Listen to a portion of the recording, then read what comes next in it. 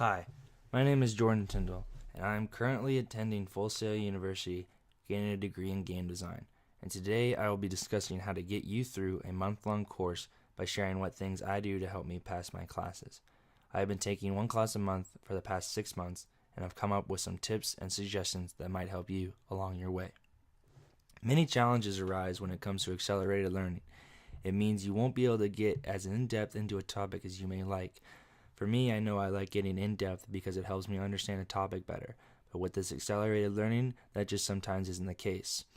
Another challenge is that life events can get in the way, but trust me, nothing is more important than finishing your schoolwork.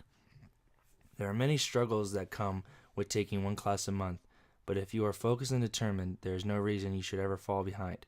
Disciplines is one of the biggest key here. You need to be able to sit yourself down and work for a few hours in order to finish your assignments. When heading into a new month and a new class, it is always important to log on the first day the class opens. Waiting until the second or third can result in you missing turn-ins for very simple work. There were a few classes in the beginning that I waited until the Tuesday or Wednesday after a class started to log in, and I ended up missing very easy points because I didn't log on and read the rubric or submit my professionalism grade. Those were simple points that can come back to haunt me later.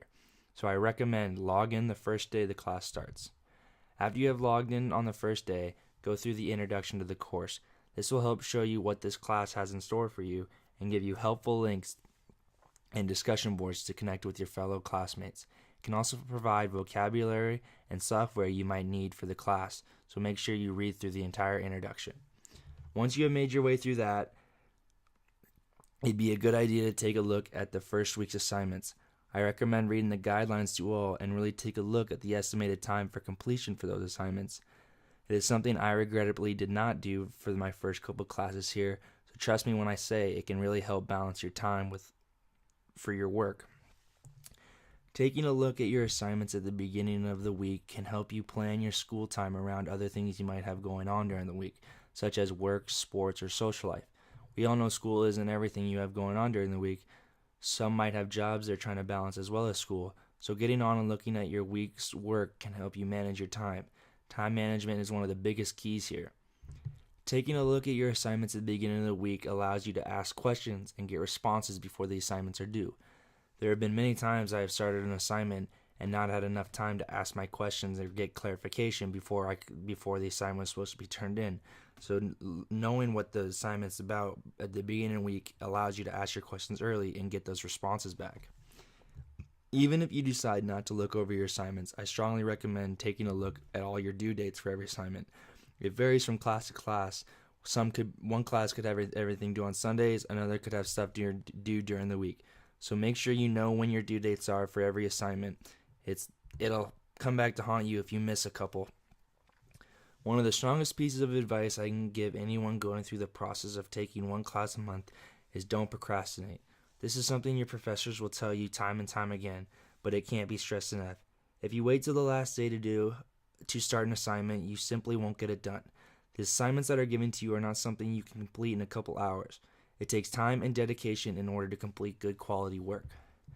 After you have completed your first week of class, you will have an idea of how this class is going to flow. One thing that is nice is the second, third, and fourth week of the class flows along like the last one before it, just with different assignments. No class is exactly like the one before it, but when in one class for a month, the weeks tend to line up the same. Due dates tend to be the same days like the week before, but that's not to say you shouldn't still check your due dates just to make sure your professor didn't throw a curveball at you. The first week all your assignments could be due on Sunday, and the next week could have something due Friday or Saturday. Just make sure you're keeping up and checking those due dates week by week so you know when all your assignments are supposed to be turned in. When you start getting into the third and fourth week of class, don't start to slack.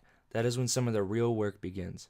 In my experience, I have found that the third and fourth week of the class is the hardest, most time-consuming, but also the most beneficial part of the class. It's when you really start diving in to the big projects of the class or the real interesting material. That's not to say that the first 2 weeks are easy, because they're not. They take just as much time and effort, but the last two is where you really don't want to fall into a slump. They can be the most crucial, so make sure you keep pushing strong through those last 2 weeks of the class. When it starts nearing the end of your class, I recommend going back to the assignments you turned in and read the responses that your professors left on them.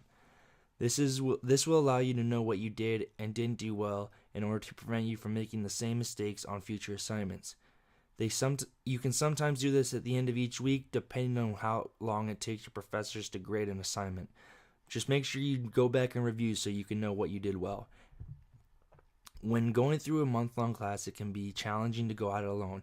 Odds are nobody around you or is doing the same program or class as you are. So it is important to reach out to other students in your field. Get to know them, get to know your classmates so you can collaborate with groups in the future and in and out of school. It can only benefit you by getting to know some of them. It helps when you can share ideas on assignments, letting people know what worked and what didn't. You're all going down the same road. There's no reason you have to go at it alone. Collaborating can help tremendously when it comes to doing school online. It allows you to work on those tough assignments and projects with other people and ideas and knowledge. Just make sure if you are working on assignments together, you are doing your own work and turning in something that you did, not something you and your friend worked on together. I can't think of any school or business that allows plagiarism or copying, so make sure that when you work as a group or help each other with assignments, you do your own individual work. As you progress from month to month and class to class, it does get harder. I know that is not something anyone wants to hear, but it's the truth. It may start out nice and easy, but the workload soon picks up and the classes do get tougher. But that doesn't mean you can't still do your best and pass every single one of those classes. Just stay focused, manage your time, and keep disciplined. This is all the advice I can give you for now to help you succeed in your month-long classes. Just know that everyone around you is there to help. Reach out if you need it, ask for help when you need it, and just remember, don't procrastinate. I hope you take this advice and use it going forward and wish everyone the best of luck in your upcoming class. Thank you.